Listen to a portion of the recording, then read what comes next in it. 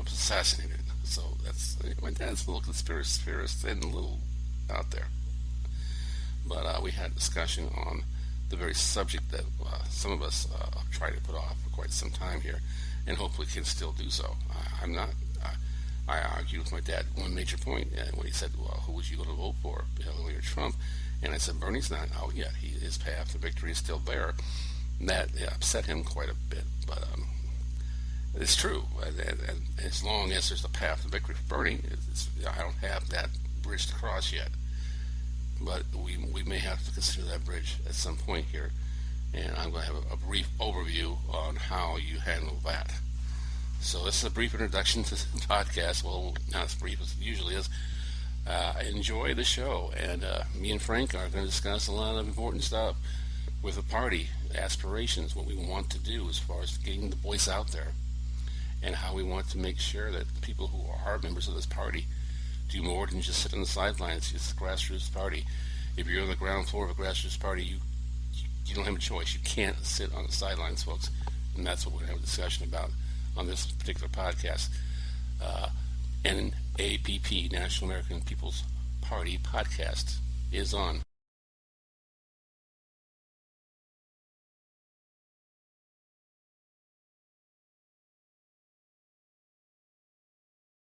It's all part of the plan. If you're feeling like I feel, running like it's a dance floor. And if you need a little heat in your face, that's what I'm here for. If you're chilling in the dark and you're looking through a telescope, you will see me sipping on the soul of a new hope.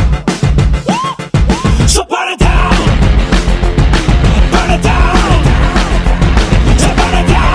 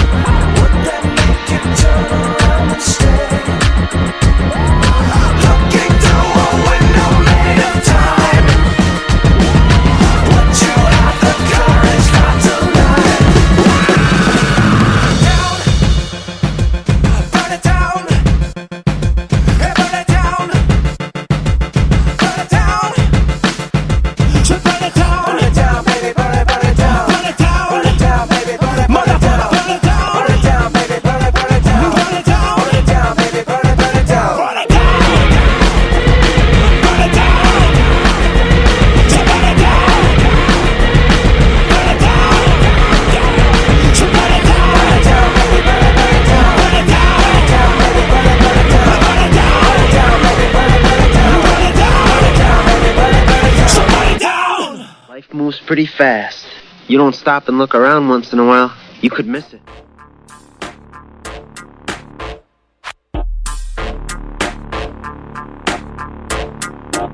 Yeah, man. Sometimes you gotta figure out what you stand for. Cause if you don't stand for something, you'll fall for anything. In a world of clicks, tricks, greed, and thieves, and slimy corporations with tricks up their sleeves, we can stay and fight or get up and leave until all the water polluted and there's no more trees, and we just can't breathe. gotta drop to our knees, scream, Lord help us please, and then silence. This ain't about me or you, this about us. Taking back our power from in God we trust. There's only one candidate fighting for us in 2016. It's Bernie or bust, Bernie or bust, Bernie or bust. In 2016, it's Bernie or bust, Bernie or bust, Bernie or bust. In 2016, it's Bernie or bust. Political assassin smashing. What time for some action? Cause Mother Earth crying while the rich just laughing. What happened? How we got where we at? It's like once we turned around, then they stabbed us in the back. Land of the free, but they taking us off track. And the fact is, we ain't going out like that. With numbers like this, we got it like that. Bernie, don't worry, cause the people got your back. Oh, it's time to stop this nonsense by engaging in this political process. Check it. Hear me out for a second. There's only one candidate consistent with his record. Yeah, who do you trust? Time to get it moving and get on a Bernie bus. Yeah, who do you trust? This ain't about me or you, this about us. This ain't about me or you, this about us. Taking back our power from in God we trust. There's only one candidate fighting for us in 2016. It's Bernie or bust, Bernie or bust, Bernie or bust. In 2016, it's Bernie or bust, Bernie or bust, Bernie or bust. In 2016, it's Bernie or bust. This ain't about me or you, this about us. Taking back our power from in God we trust. There's only one candidate fighting for us in 2016. It's Bernie or bust, Bernie or bust, Bernie or bust. In 2016, it's Bernie or bust, Bernie or bust, Bernie or bust. In 2016, it's Bernie or bust.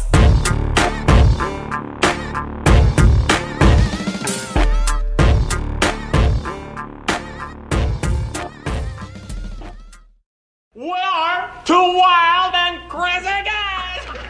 Okay, so this is working. Sorry. I have gone over quite an ordeal here this last week and a half with my computer keyboard crashing my computer.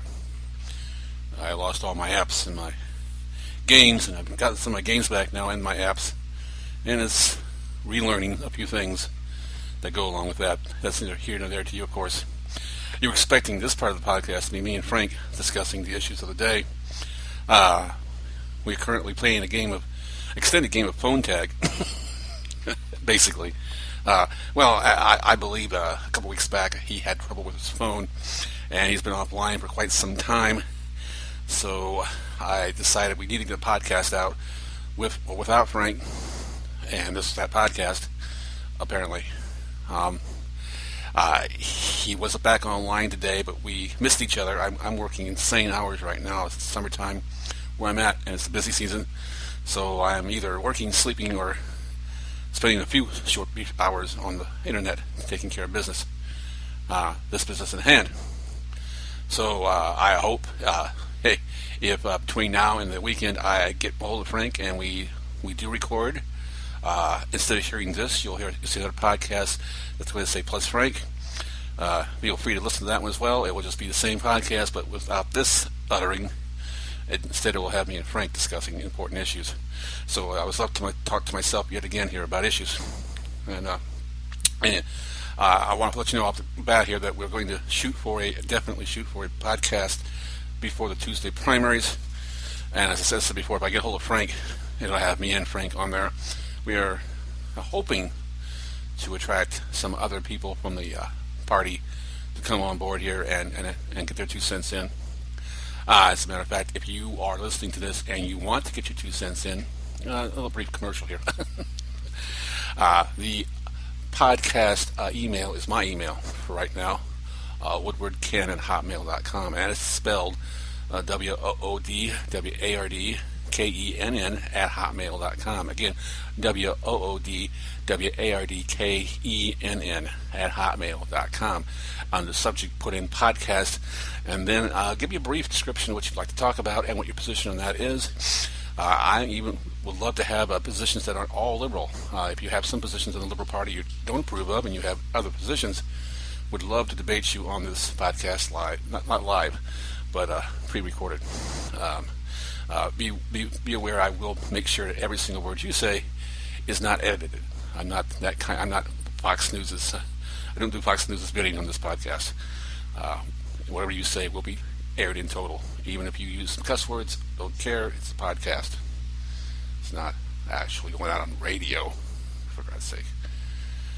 I mean, karma's sake. Issues that I'm concerned about right now is these campaign promises we've seen so often given, and we're led to believe are going to be fulfilled upon the election, whoever wins the general election. If we are stuck with the Clinton-Trump general election, we are in for some hefty promise breaking, I'm almost certain. Hillary, her trustworthiness with the people dropping each and every poll shows it. And as predicted by myself and Frank on the previous podcast, the polls are starting to flip. The Washington Post poll out last Thursday showing Trump in a general election over Hillary Clinton by 2 points. That's not a lot of points. Margin of error is usually 3.1 in these situations. But now we have put ourselves in a position where if Bernie loses the nomination and Hillary does win the nomination, we're basically looking at a roll of the dice as far as the future of the Democratic Party in the Oval Office. In the Oval Office. Sorry, kind of speeding through this because I only really have a short, brief statement I want to make here and put in here. I've got most of the rest of the show done, and as I said, minus Frank, unfortunately. But I did want to go over a couple items of interest to me, party-wise as well as policy-wise, and our policy. I hope our policy, as I said before, is down the line, mostly with Bernie. Myself, I have a little bit more left viewpoint from Bernie, not insane left as some of the right-wingers you see, but definitely a little farther left. And when it comes to the minimum wage, I believe I have a status of being a little farther left than Bernie would go. My concern, as always, whenever we discuss a minimum wage and we put a number on it, is that we put ourselves in a position where we're stuck with that number. We don't have a debate on that number. We have a debate to get that number passed. The number in this case is Hillary's 1210. I believe that's the number she's shooting for. We know Bernie's 15. The difference there of almost $3 an hour is, when you look at the brass tacks of it, huge. It really is. It's huge. What I think Hillary is fighting for is a livable wage, which is much better than the position we're in right now. I would give her that. Although I currently make $12.05. Total transparency here with me, by the way.